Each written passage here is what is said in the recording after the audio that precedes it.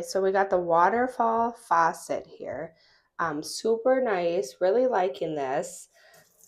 Couple things I really like about it is it does have the H for the hot and the C for the cold, which comes in handy when you're trying to teach kids how to use the sink and what to look for. And then it tells you like, hey, if you go more this way, this makes it more hot.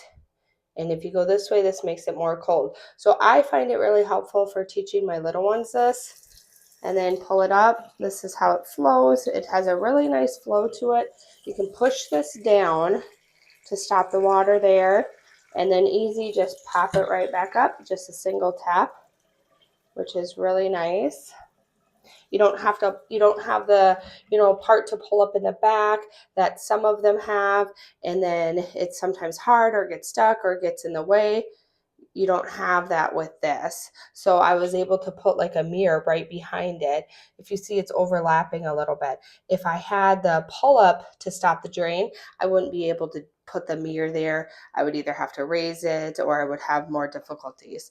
And then for putting it in, you just kind of plop it right in and you just screw these right here. And it's super simple. Then connect it to your plumbing. Really easy, really straightforward. Instructions all come with it. And there you have it.